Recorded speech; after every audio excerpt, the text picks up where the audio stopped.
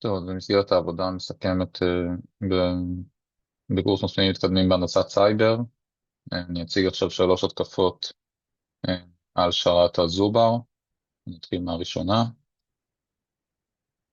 בראשונה אנחנו בעצם ננצל את החולשה, או ננצל את המנגנון של פקודת Evil בפייתון, שבעצם מאפשר לי, במקום לקחת פרמטר ולהשתמש בו כטקסט חופשי או כמספר, זה מאפשר, Evil בפייתון ממש מאפשר לי לעשות execution, לממש, להריץ את הפקודה שכתובה בתוך, כאילו כתובה המתקבל, הפרמטר המתקבל, ובכך אני יכול ממש באזור שבו רציתי ב-UI לאפשר רק הכנסה של פרמטרים ונתונים יבשים, אני יכול להמציא את זה בשביל לממש ממש הרצה של קוד זדוני. אז עכשיו נציג איך הדבר הזה נראה. אני אלך לאפליקציה,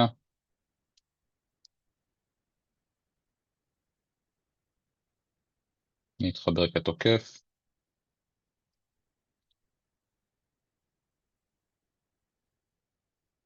עכשיו אני אלך ובשליחה אני ממש עושים פה קוד הרצה, אני יכול לראות שמה שכתוב בו זה הדבר הבא.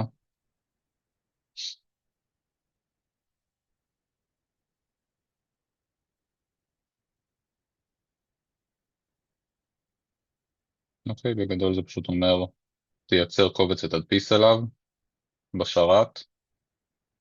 בסדר, עכשיו, ולא משנה בכלל למי אני מעתיק, ואם זה יעבור או לא יעבור.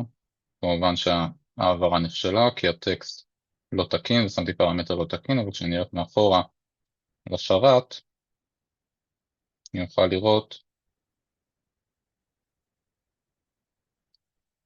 שנוצר הקובץ, וזה הטקסט שכתוב בתוכו.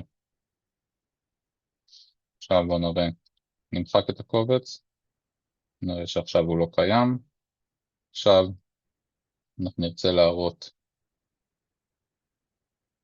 את תיקון החולשה, בזה שפשוט נחליף את פקודת היבל בפקודת int, שפשוט אומרת, קח את הפרמטר שניתן, ותפרש אותו אך ורק כמספר ולא כקוד הרצה.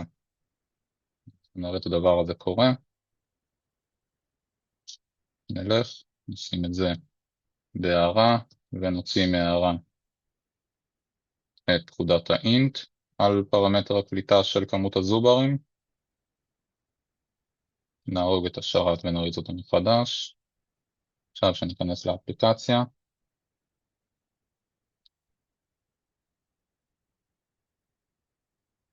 ניכנס שוב, ננסה עוד פעם להריץ את אותה פקודה, זה שוב פעם נחשב, אבל הפעם כשאני אלך אל השרת, ואני אנסה למצוא את הקובץ, אני אראה שהקובץ לא נוצר והוא אינו קיים.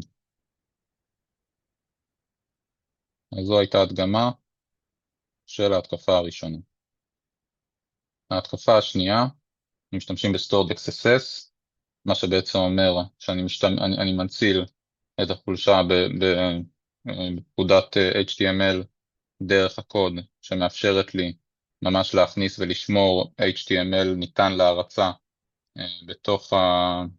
בתוך השרת שלי, ממש לשמור ב-DB של השרת את קוד ה-HTML מוכן להרצה. נראה עכשיו איך הדבר, אני מכניס פה סטיל בפייתון, וכל מה שהוא אומר זה תדפיס למסך את הקוקי של המשתמש המחובר, אני שומר את זה, עכשיו אני אוכל לראות שאם אני מתנתק ומתחבר עם משתמש סטנדרטי, משתמש של אליס, ועכשיו אני ארצה לראות, סתם אני ארצה לבקר ביוזר של התוקף, אני אעשה view, ואני אוכל לראות שקיבלתי למסך את קוקי של אליס.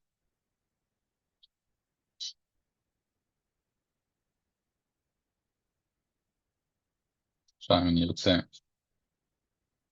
לבטל את אני ארצה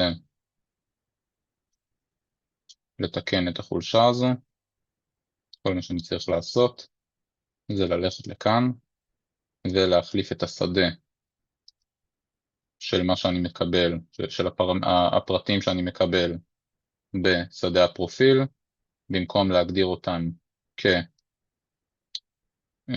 כקוד HTML, אני משתמש בפקודה escape שבעצם אומרת תתייחס לדבר הזה כטקסט ולא כפקודה HTMLית, ואז זה שומר את הדבר הזה כטקסט וזה לא יוכל להריץ אותו. עכשיו שאני אשמור את זה ואני אריץ מחדש,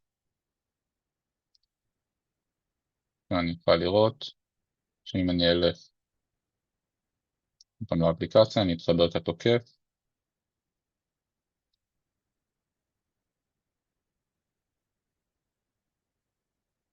עכשיו אני עוד פעם אגזור ואדביק את זה ואשמור, על הפעם כשאני אכנס כאליס, אני אנסה לגשת לראות את הפרטים של התוקף, הפעם אני רואה את זה רק כטקסט חופשי ולא כסקריפט HTML שניתן להריץ.